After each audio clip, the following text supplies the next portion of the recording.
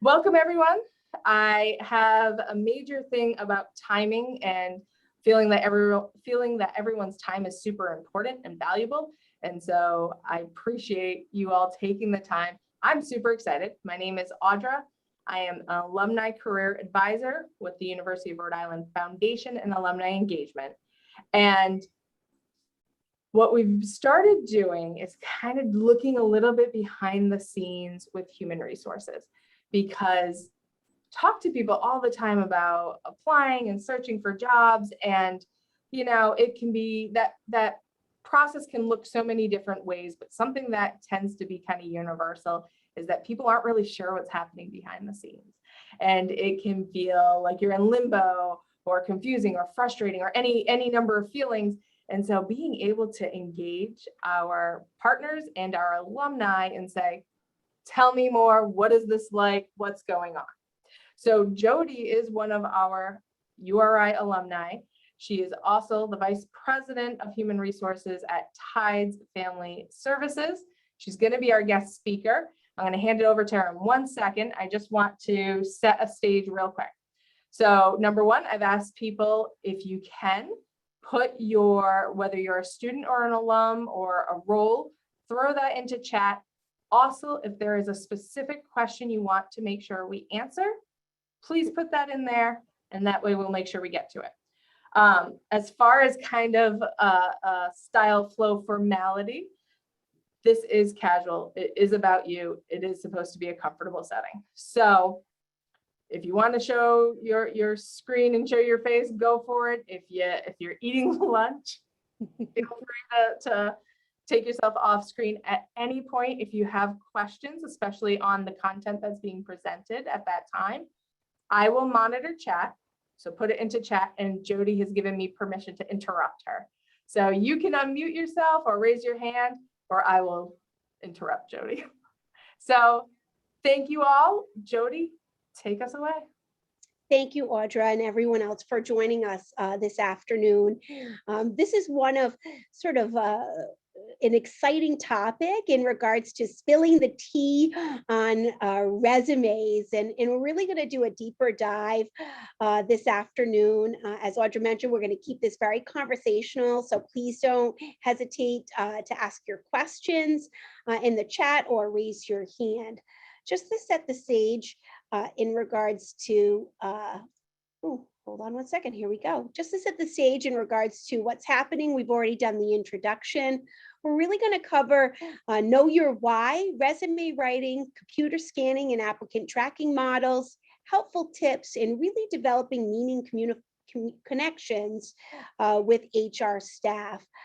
So often, before you even get started with the resume process, you want to ask yourself if what you're doing today is getting you closer to where you want to be tomorrow. Sometimes that answer can shift, really depending upon where we are within our career. To have our priorities change both personally and professionally. We don't always appreciate where we are in our journey, even if it's not where we want to be. Every career opportunity serves its purpose. We want to remember that we all have a passion and we can make the impossible happen. But first, you need to understand, what is your why? And so we're going to cover this morning. Before we even start to think about building our resume, we need to understand, you need to understand, what is your why? And what do I really mean by that?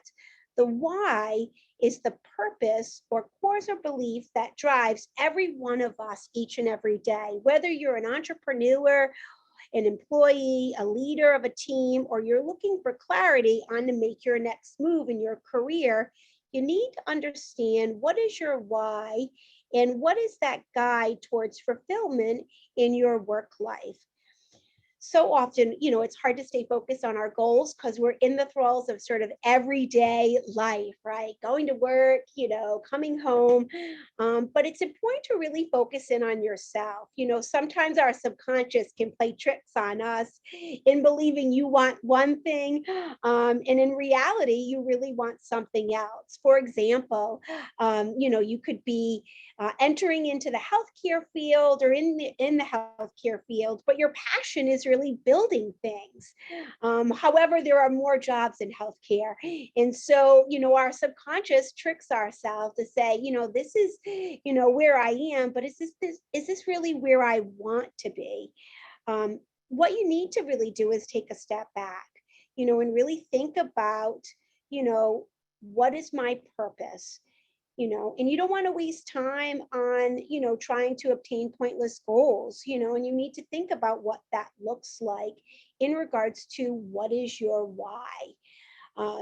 We want to take a couple minutes to just really understand what is your why, what's your purpose, what drives you. If you want to put a couple words into the chat, I did give some examples, because this is really going to be helpful when you're going to frame your resume, in our, upcoming conversations. You really want to know what your purpose is. And so whether it's to make a difference and impact people's skills, health, and the economic future of the communities we serve, or it could be more detailed in regards to transformation efforts in workforce development and bringing to scale, the future workforce demands to impact culture, community, and growth. Or it could be on the flip side, impacting education and family to ensure every child, has what they need to reach their goals. We all are passionate about certain things.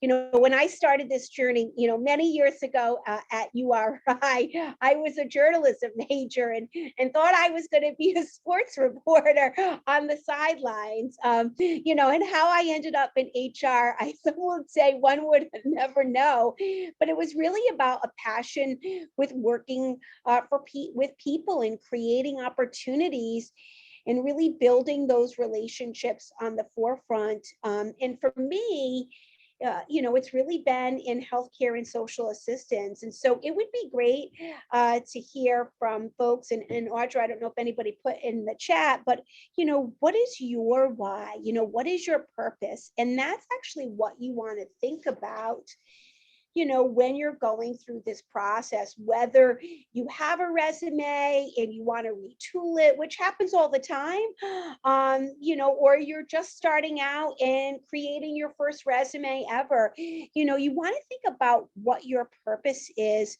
and what does it mean to you, which is so important, especially within this work. And so before you even get into the tactical piece of resumes and retooling, you want to think about what is important to you and write it down.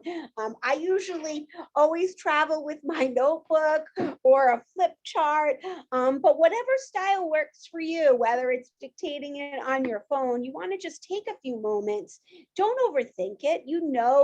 Where your passion lies and where you want to go. And so I highly suggest that you start off within that process just to kind of reset where you are and where you potentially hope to be and what is your purpose. So often in this work, we get caught up in what we're doing, and it's really helpful to take the time to really look inside yourself and find out what's important to you. Audra? Now, Jody, you might have heard this a lot because I hear it a lot.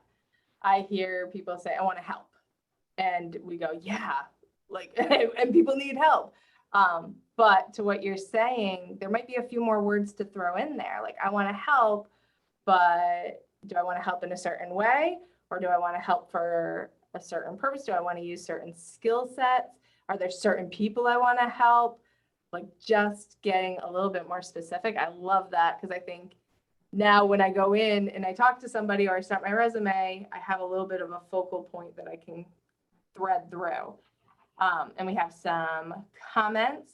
Performing and teaching theater. Great. Leslie, or if I said that wrong, please correct me. Thank you. My professional mission is to demystify the grad school application process for undergraduates, provide access and develop dynamic educational leaders and community that allows individuals to be their authentic and best selves. Very nice. And then I have a question about presentation because there's so much good information. Jody, when we're all done, do you mind sharing your slides and I'll share them out with everyone? Sure, I absolutely don't mind sharing my slides because it is sometimes a lot of information to absorb. Absolutely.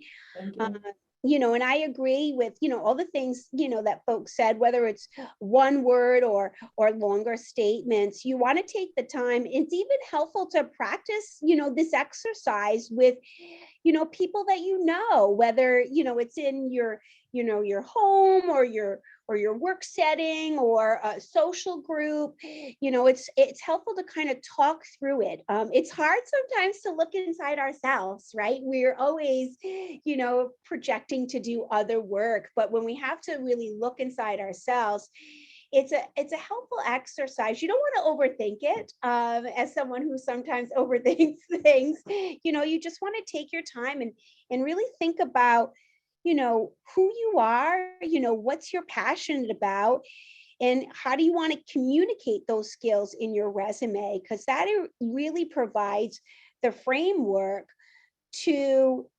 resumes, and what is the secret sauce of that? And so, hold on to your why, because we will revisit it later on, in the conversation. So often, and I see this, as the leader of HR here at Tides Family Services, I probably look at hundreds of resumes a year. And, you know, for someone on the other side of that, is there, a secret sauce? Like, what's the magic to building a resume? And certainly there are best practices, but you also, want to tell your story in regards to who you are, whether you are an experienced professional or you're novice coming into a career, you still have a story to tell about yourself. And so that why is such a critical component to it. Just to transition more into resume writing, first you're going to start off, and this is very basic in regards to tactical, with a headline, right? Who are you? And how can, we capture that information? So often, recruiters, talent acquisition partners, folks within HR, when they're reading resumes, they don't really read the whole thing. They skim it quick. And so you want to make sure that your information, stands out in regards to who you are and what value do you bring to the table to really be considered for this opportunity. Tides is a smaller organization, so we don't get as many resumes as some of the larger organizations, as you can imagine. And a lot of times, and we'll talk through it, when you apply, you even get screened out through applicant tracking systems if you don't have particular words or you don't have to answer the question the right way. And I know it can be a daunting task, but before you even think about all that, you really want to start your journey with communicating who you are. Position yourself for the types of jobs that you're pursuing.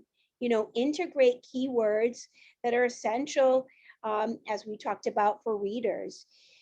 This is your brand. So your resume, is a subset of who you are. And it's an opportunity for you to showcase who you are and the work that you've done to really stand out amongst your competition. And you want to be able to speak the language that's potentially incorporated in the job description to the person that's sourcing or recruiting, that says that your skills are relevant to this industry. And we'll certainly talk more about that. But first, you want to just start off with the headline. So I've given a couple examples. These are sort of two of my favorite that I hope you will potentially craft in your own. There's two potential styles, actually three. There's a single style where you could just put your name, but sometimes folks want to have a little bit more information because they're really skimming and going through it first. And so the first opportunity is a multiple line headline style.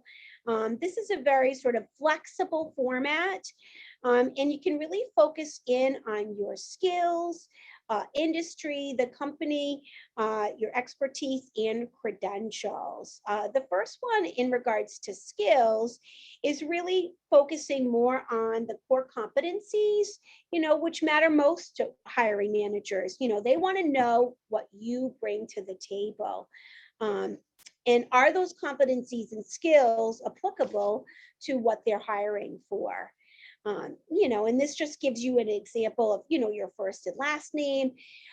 You want to, font is a very important component of this, although it may seem simplistic.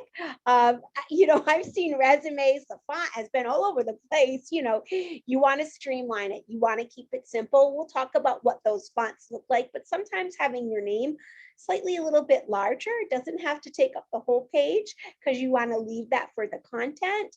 And then the position, that you have the most expertise on. So whether it's human resource manager, caseworker, it could be a variety of different components.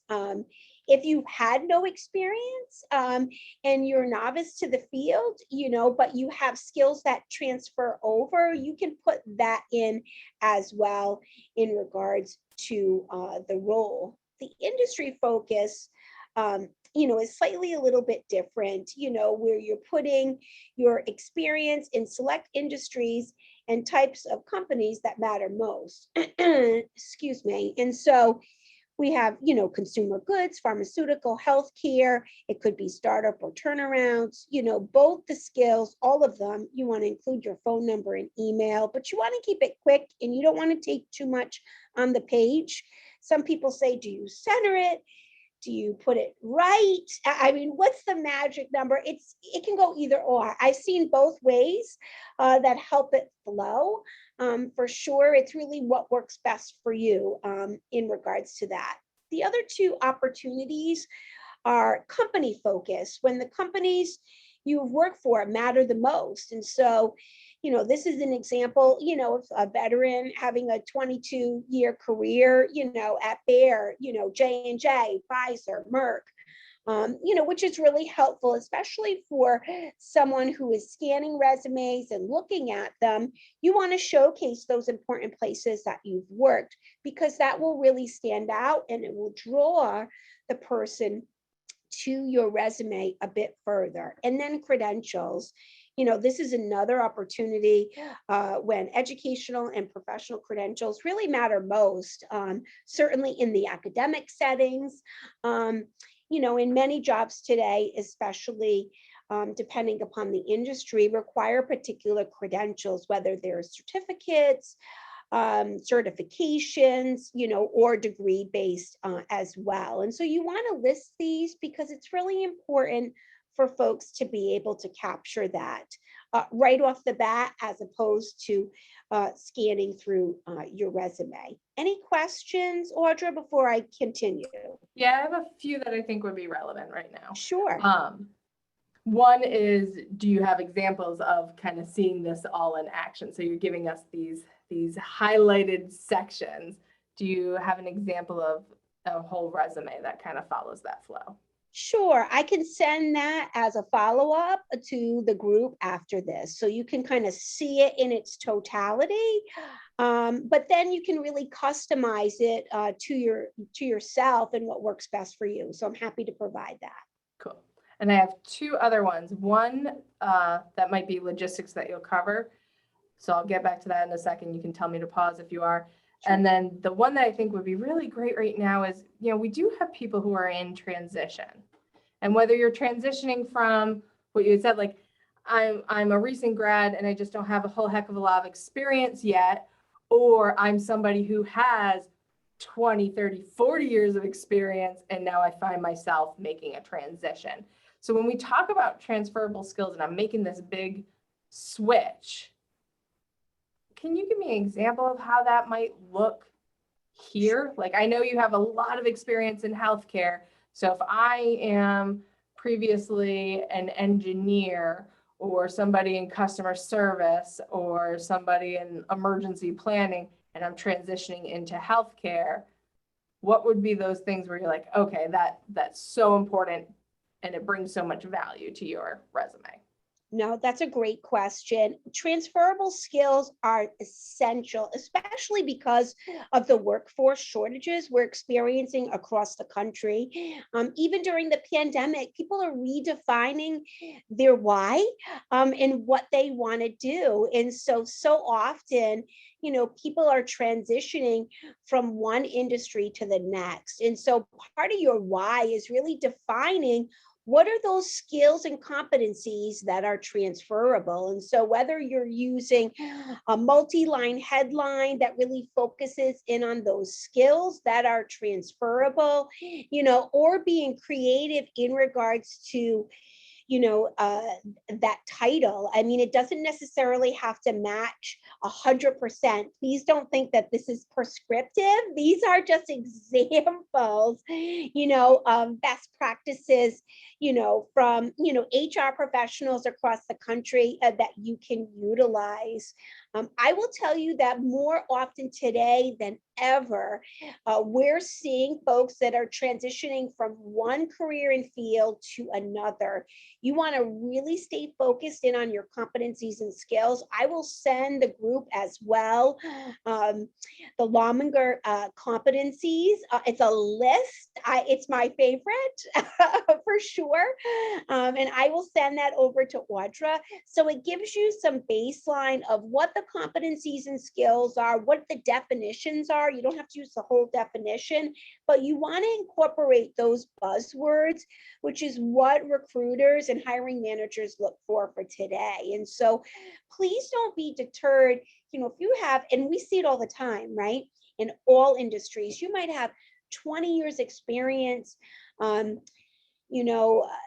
doing X, Y, and Z, but you want to take those skills and, work in an entirely different industry. Don't let it deter you. You still want to tell your story about what you bring to the table. And so that's where focusing in on the work you've done and how it's transferable will be really critical.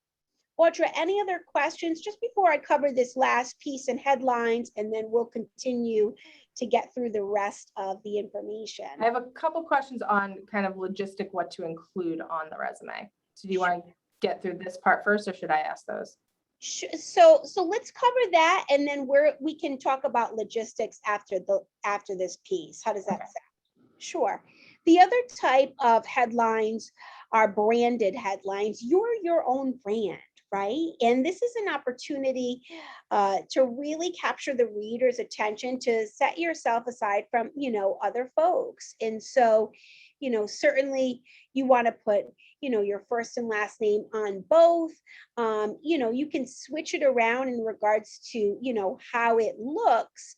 But whether you're a CHRO or HRIS technology specialist, you always want to start off with your name, but you can also put sort of, where you hope to be, and then what are those skills, or what's your statement underneath. It's just another way to capture the attention of the person that's looking at it. And I spent a few extra minutes on headlines because it's what they notice first, right? Right away, they're going to notice, your name, and then some of these sort of buzzwords. And so you can find a style that works best for you, but it's an opportunity to capture who's looking at your resume first.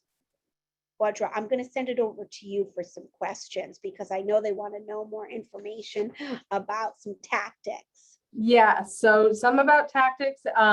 So one question was, if I'm working remote, what do I do for like a city? Do I say that the city's remote? Do I use the headquarters of the company? Do I use my home where I'm physically working remotely? So what should I do for that? You can put remote. Keep it simple. Certainly you can include, the headquarters, and then, in parentheses, you can put remote in what state.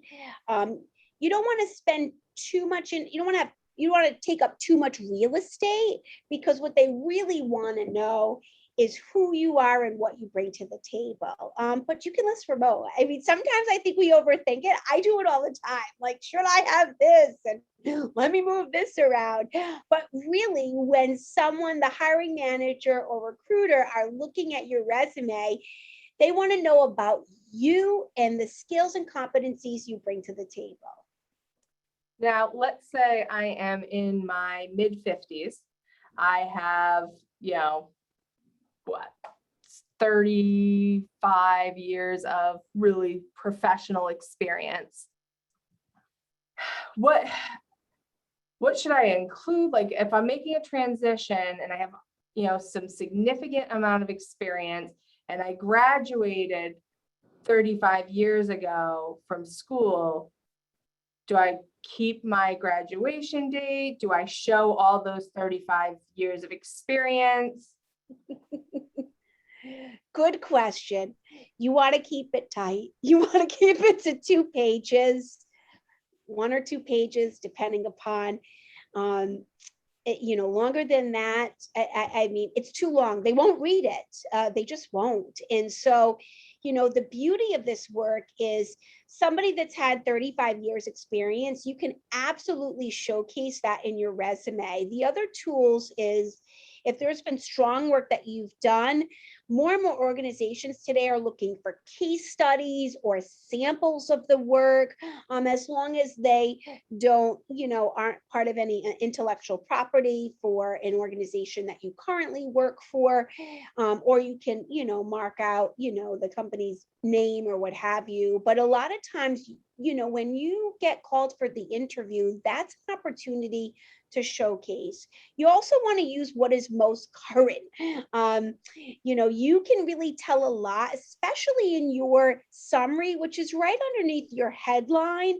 And it's really a short paragraph that targets, a snapshot of who you are and really highlights your core skills, of the work that you've done, and so you can share that if it's been 35 years. An example, I have here is, a visionary, accomplished bilingual creative strategist, highly regarded for champion innovative design solutions that integrate and anticipate consumer trends while remaining captivating and unique.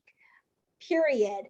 An out-of-the-box thinker who delivers key strategic insights while orchestrating content, narrative, and creative across high-profile projections for Fortune 500 companies like Apple and Toyota. Period. Known as a decisive leader and excellent communicator who guides diverse teams, and I will share this example with you, I promise, guides diverse teams and always meets clients' needs.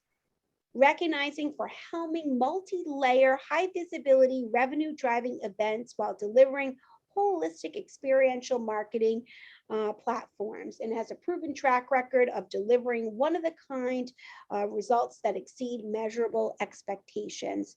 You want to keep it short. The summary should be, no more than, 6 sentences. You can break it up into 2 paragraphs, but that's what the reader is going to notice right away, is who you are. And so that's an opportunity to really create a statement that showcases those 35 years, but really touches upon high level those accomplishments, so the reader wants to continue to move within your resume. And so that professional summary that's next is so critical within the resume itself. Between your headline and the summary, those are 2 key components that folks are going to notice right off the bat. And you want to tell your story. And so that's why going through the why exercise, even before you start to write your resume, is so critical, because that's part of your summary. That's part of who you are, and you want to tell your story. I'm going to pause there to see if there are any questions before I continue. So I think if we can just summarize, how far do we go back? We kind of go back as far as relevance, but if I have, knowing that they're going to, whoever it is going to focus on that most recent experience, but I can still kind of hint to it in a summary to say like it is bigger, it is more robust. I think ultimately this question, it always gets down to, when do I start facing, or when do I become very aware of ageism? And so is there like, if I am in my mid 50s, if I am in my 40s, if I am like in my 30s in certain industries, like, is there a point where I do not serve myself to go back so far or to list my graduation dates? Those are great questions, Audra. You know, you want to share what's relevant within the last 10 to 15 years. That way you're really staying focused on what is current. You might have 35 years of experience, but it's really showcasing, especially in your summary, the work that you've done. You don't even need to put how many years.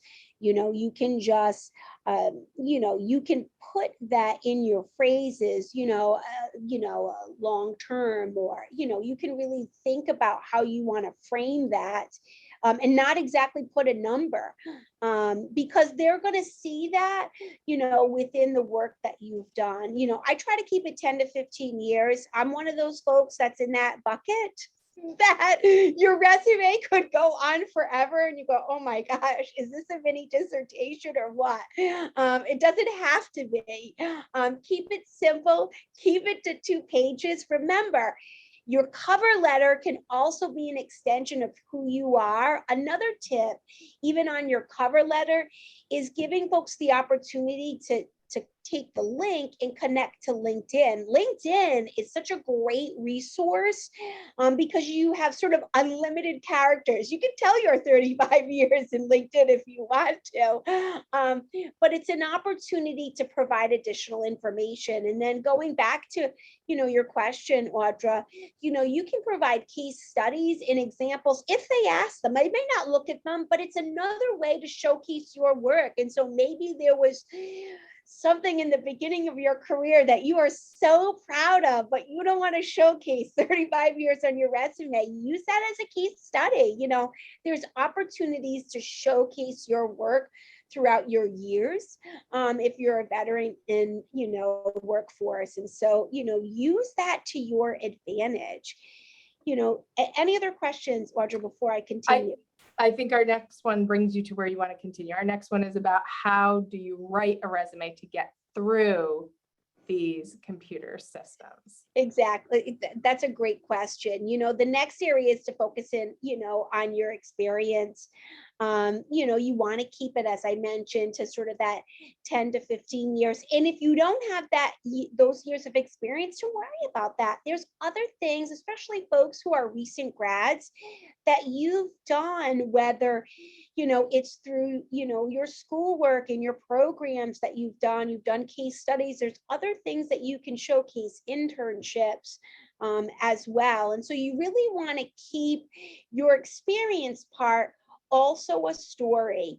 And there's different ways to do that, but you want to keep it in, really more, about focusing on your accomplishments. You want to tell your story. You want to outline the challenges faced, the solutions implemented, and the results and benefits to the employer, within the work that you've done.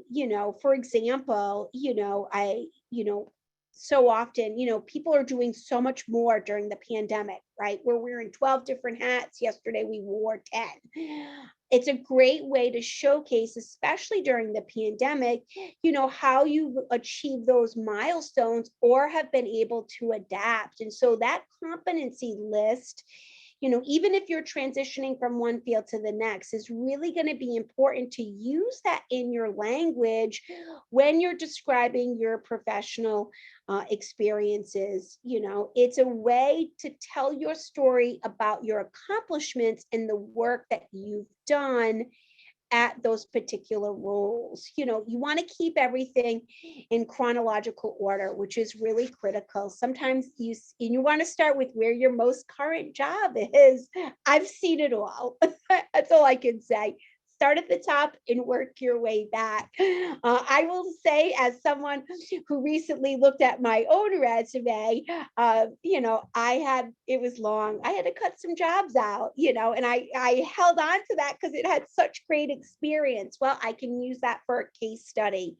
You can do that as well. And so you want to keep it in chronological, order. You also, want to have the opportunity to focus on your achievements. And it can be whether it's included in the roles that you've done, which I would highly encourage you. I wouldn't separate it out. I would keep it included in the roles that you've done. And so an example, in one of my previous roles, as the director of workforce development for Cure New England, I applied for and won a $1.5 million grant. So I put that in my summary for that role, which is an accomplishment. And those are the things that you want to talk about in your resume. Maybe you've developed and instituted a new process and improvement for your organization and saved the company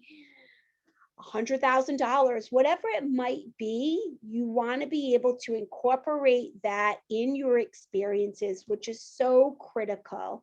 And then at the end is when you want to include your education. Now, I'll give you sort of a tip. Sometimes, if you include it in at the top, depending upon your headline, you don't want to do it both because you don't want it to be duplicative. But if you don't select your headline in that format, you want to put it at the end. And you can really put your certificates, any type of credentialing that's going to be helpful for the narrative of telling your story. But you want to have that be at the end of your resume. And so if you're thinking, gosh, how am I going to fit all this in?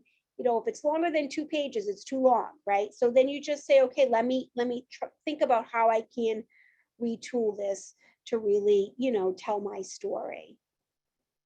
Audra, any questions before I talk about a little bit about sort of the do's and the don'ts? So another logistic question. Sure. I've worked several jobs. Mm-hmm. What would be the limit as to how many jobs you should include on a resume? Now, you've said clearly, like, let's not get past that 2-page mark, but like, what if I've had a bunch of different jobs? That's a good question, because you might be nervous that somebody's going to look at it and think you're a job hopper, right? Let's just put it out there, right? You still want to tell your story. Well, why have you had several jobs, right? And what does that say? Is it because you have, been promoted or had additional growth and development? You want to tell your story at those jobs that you've been at, and you really want to focus in on your accomplishments and the things that you've done in those roles. That way it draws the reader to the accomplishments and less about, you've been here and there. And the other piece I'll just add to that is that's where it's an opportunity in your summary to really talk about who you are, right?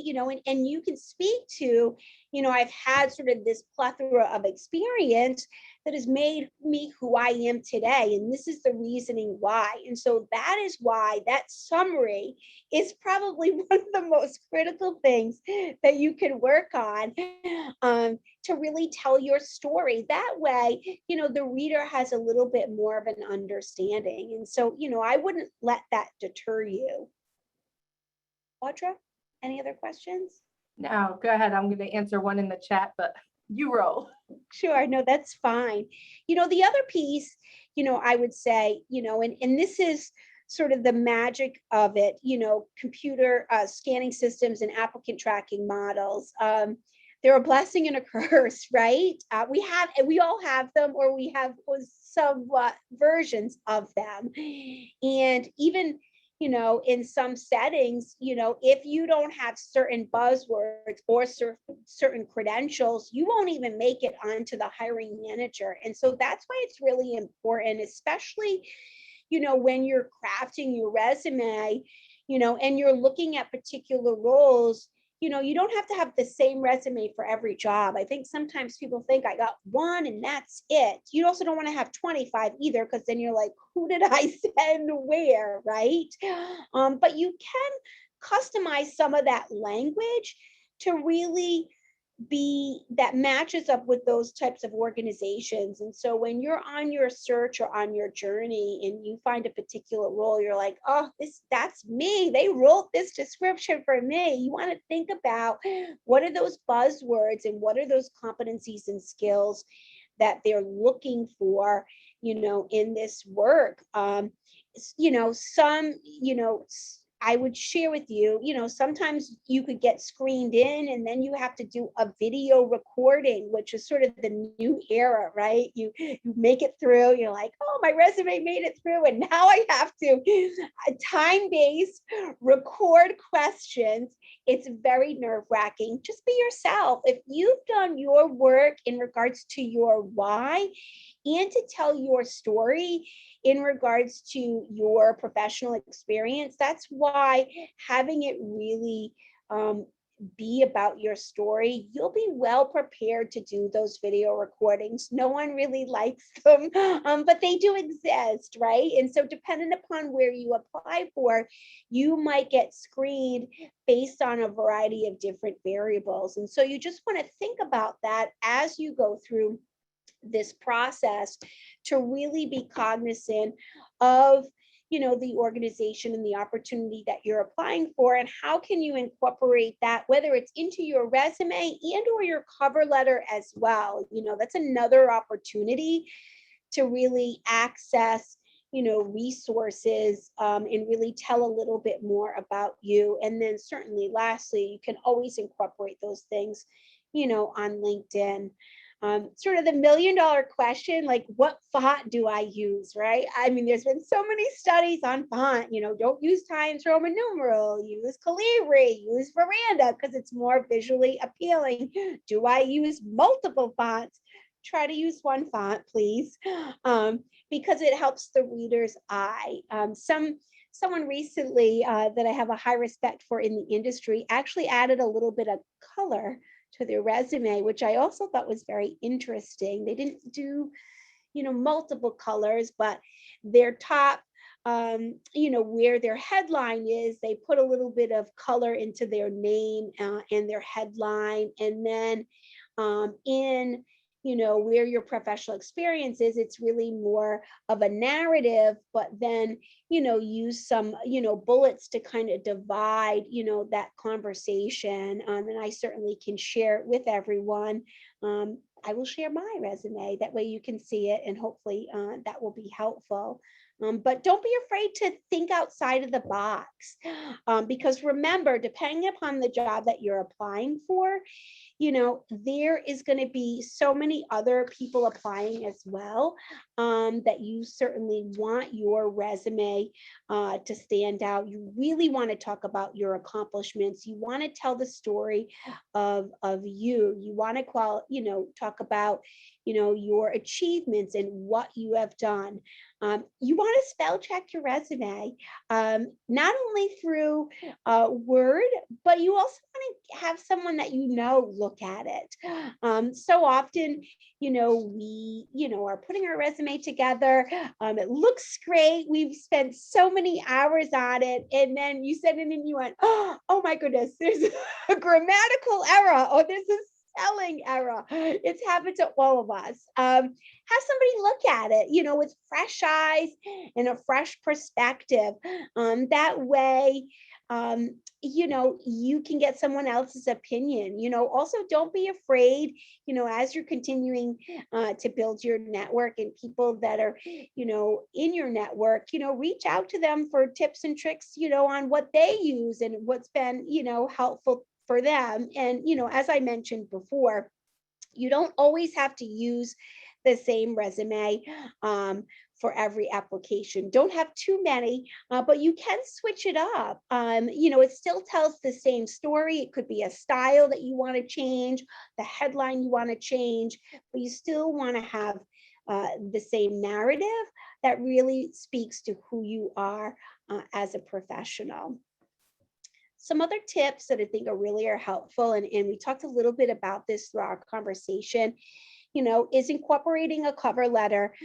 Today, a lot of folks apply for jobs through LinkedIn. Love it. That's where we actually get most of our applicants at Tides Family Services, which is a wonderful human services agency supporting kids and families in the community. Just give them a little plug. But so often, we have a partnership with Indeed. Folks apply for jobs and they don't include a cover letter. Now, some organizations might not require it, but it's another opportunity to tell your story, right? And really to do a deeper dive, into who you are as a professional. It's also an opportunity to link folks to LinkedIn so they can see more about who you are and your skills and expertise. LinkedIn, if you don't already have a profile, is a wonderful platform to use for business professionals all across the country. Don't just think if you don't know somebody, you can't request them to be in your network. It's an opportunity for you to build your network and to build your brand, which is really critical within this work. Because a lot of times recruiters are really looking at, who's making those recommendations about you, because that's an offering in LinkedIn. Folks that you've worked with, you ask them, you can request that they make a testimonial, and you want to do so because you really bring strong work to the table, not only telling your story, but you want it validated by other people telling your story as well. And so oftentimes, depending upon the position, the recruiters might check out your LinkedIn. Maybe it's the hiring manager. Maybe you're in for your third interview. Some people go, gosh, how many interviews is too many? It depends on the company. Some organizations, you might have to go to 3 or 4 interviews. Others, you get hired right on the spot. And so it's, there's no prescriptive, but folks may want to check out your profile, and you want to include that in your cover letter. It's a way to not take away from your content of your resume, but also to showcase, maybe your 25 years of experience, and there's no limit to how much you put on LinkedIn. So it's just another opportunity to really showcase who you are as a professional and what you've done in the past. Any other questions, Audra, before we talk about developing meaningful connections? No, not right now. It's a lot of information to absorb, and I think sometimes it's easier to see it on paper. So I'm happy to share examples with you, which can provide some type of roadmap. I also, Audra will share it in the chat, my contact information. Please don't hesitate to reach out to me, whether it's on LinkedIn or via email, even to set up a time, you want to pick my brain, or, you're looking at your own resume, I'm happy to do it complimentary, because I know it can be a lot of information, and I'm happy to be part of your network if you want me to be. And that really brings us to, really developing meaningful connections, with folks in HR. They're the gatekeepers, to the roles that you're applying for. And so, it's a resource to you to really be able to build those relationships. And so it could be, requesting, them on LinkedIn, or you are brought in for a pre-screen.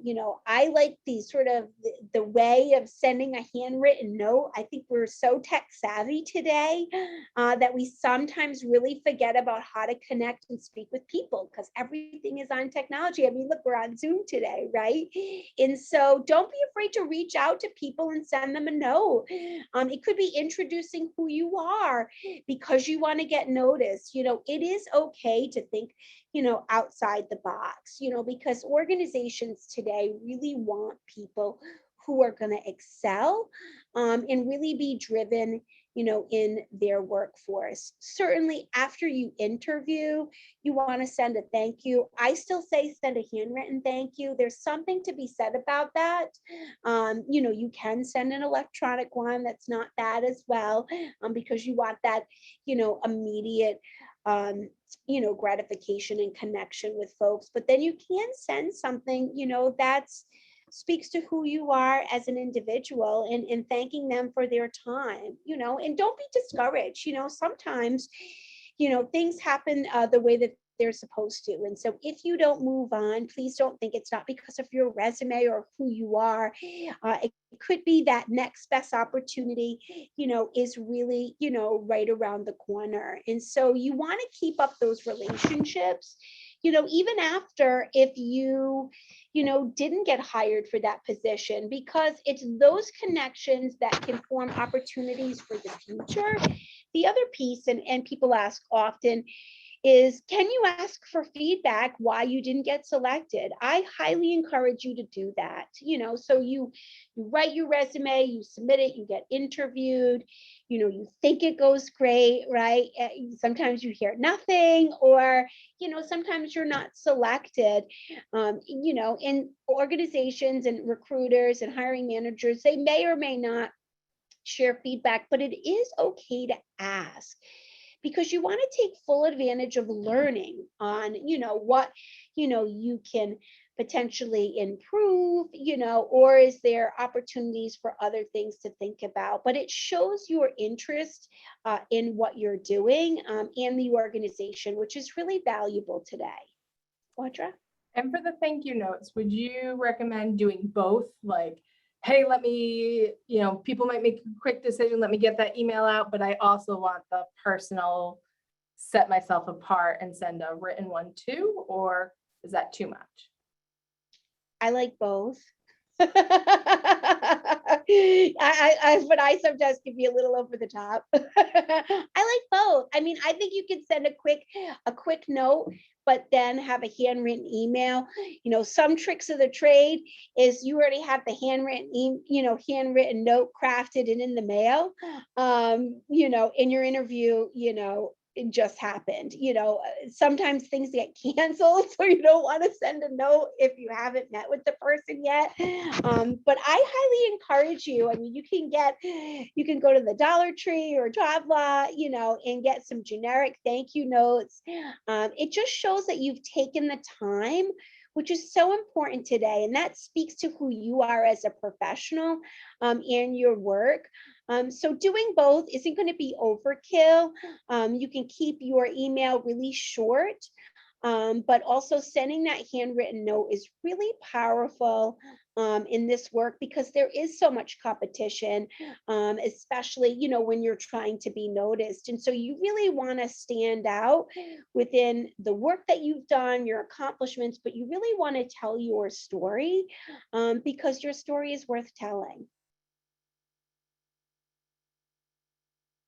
Audra, I'm going to pause there right now, because I just want to be sensitive to time, and sort of open it up to see if there are any other questions in regards to today. I always say, sort of, one of my favorite daily reflections, there's a platform that's called Leadership First, and it pops up on my screen every day, and it says, you have greatness trapped inside of you. The world is overflowing with opportunities. Take full advantage of all and permit yourself to live a great and abundant life. Never settle for anything less. And that goes for jobs. I mean, when you're out there and you're searching, if you have those competencies and skills and you feel you can do it, don't be afraid to throw your hat into the ring. Obviously, if you're a novice, you may want to pause on applying for a CEO position, because you need to have more experience. But if you have the right skill set and you're looking to transition, whether it's from another field, you want to tell your story and the reasons why, because employers today want people who are driven, passionate, and committed to the work. And we want to hear from folks like yourself that want to do that and really come work for companies all across the country to really be able to pride yourself in the work that you're doing and put your best foot forward. And so this is an opportunity through your resume to tell your story, but it's your opportunity when you meet face-to-face or virtually to expand that story and talk more about you. You know, it's okay to practice too. Modeling and role playing with people that you know, although it can feel awkward, just do it. You know, you can give them some mock interview questions to practice. I can send a sample of things that, you know, I share with folks, but you want to practice, you want to be prepared, and you want to make sure that you do your research on the company that you work for, because that just shows who you are as a professional and what you bring to the table. And it speaks to why they selected you within this process and wanted to interview you. So, you know, don't leave any stone unturned in regards to sharing who you are in your story, but always remember, put your best foot forward. So Jody, I have a couple of things, and I'm going to go back to the most recent questions, but I also bounced around a little bit. So if I missed your question, please repeat it. I will happily say it, or unmute yourself. There was one a few minutes ago that I had missed, which was, you know, when we're talking about the tracking systems, the existence of applicant tracking systems and different computer systems, and, you know, to what you had said before, being clear on language, matching your language, having things be nice and concise and system. And then someone had a comment, Cliff, what about finding someone you know through LinkedIn who works for the hiring company? Could sending them my resume directly be a way to kind of either get around the tracking system or at least have an ally in it? No, I think that's a great question. I mean, certainly if you know somebody that works for the company, you want to reach out to them in regards to the culture, you know, you're interested or you've applied, it's an opportunity to potentially utilize them as a reference, or you're thinking about it. You know, you absolutely want to utilize and access your network. It is so critical, especially within jobs. A lot of times there are many positions that aren't even posted, and it's because of your network and your relationships and who you know. And so it might not circumvent the process. You might still have to physically apply, but absolutely reach out to the people that you know. They even might be able to give you some more information about the culture in the community. It's also another way to kind of continue to build your network as well. Even if you don't apply, who else should I connect with? You know, another tip is, you know, if you're interested in certain fields, you know, can you request folks on LinkedIn that you don't know? Absolutely. That's how you build your network. It's sort of a rule of thumb. You should always accept everyone in the business community. That's how you build your network. But don't be afraid to reach out to folks, even to set up a quick chat because you want to learn more, you know, about their organization. People are pretty honest. They'll speak to you, you know, to tell you more about it. Or if you're thinking about transitioning to another industry, reach out to folks, whether you know them or not, to get more information, to see if that's really the right fit for you. Especially in these times, you want to make sure that wherever you're transitioning next is the right fit for you and for your future. All right, Jody, we are at the end. So let me give you, I'm going to ask you 3 quick questions. Sure. And then we'll close out. Cover letters, if they're not required, should I still do it? If they give you the option, yes. Okay. Cover letters, what is that limit? What's the length limit on those? 1 page. Last rapid question.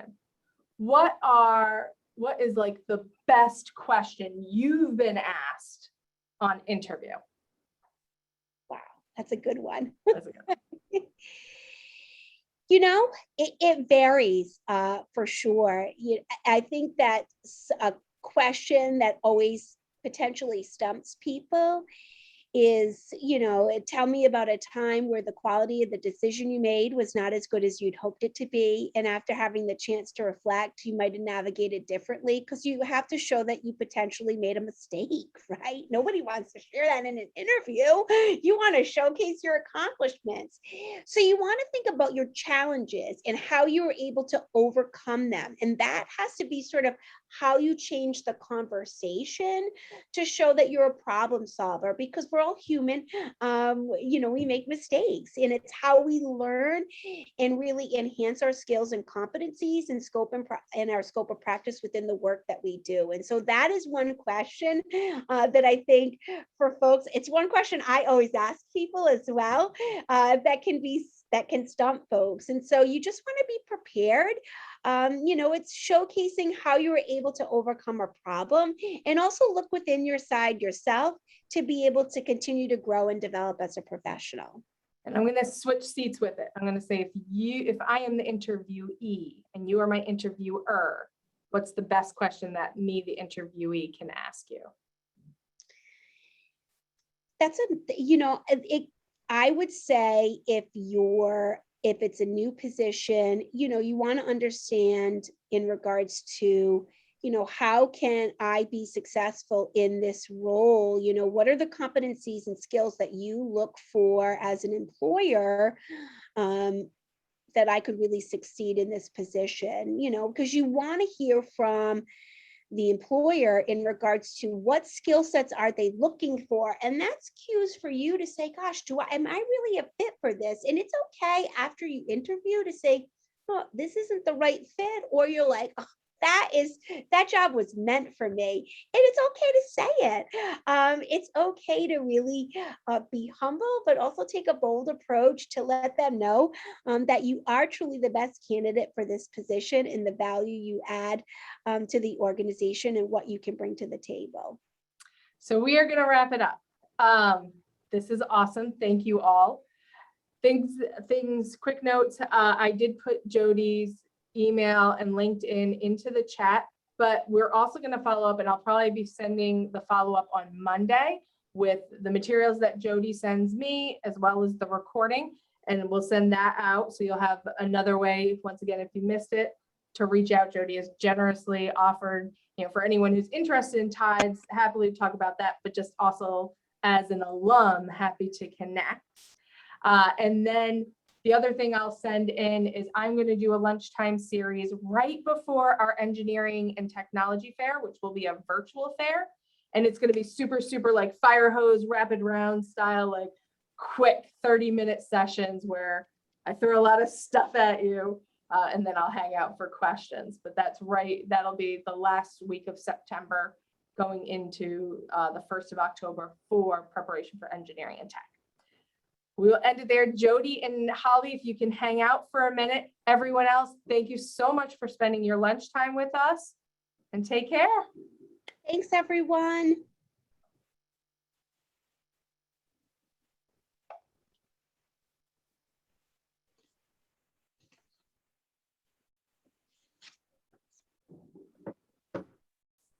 Hi, Jody. Thank you so much. I had to put my camera off because I'm like watching people, hoping other people would turn it on. So I always feel bad, but it's nice to like just have you on and listen to all of your advice. So thank you.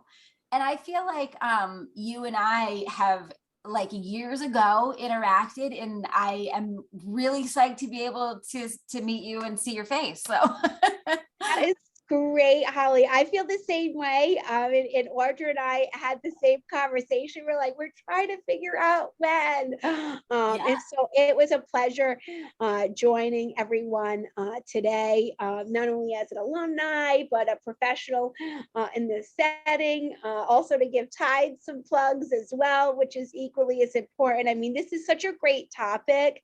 And I'm happy, to provide any support to the college, you know, and you guys, you know, now and into the future, you know, happy to help any way I can.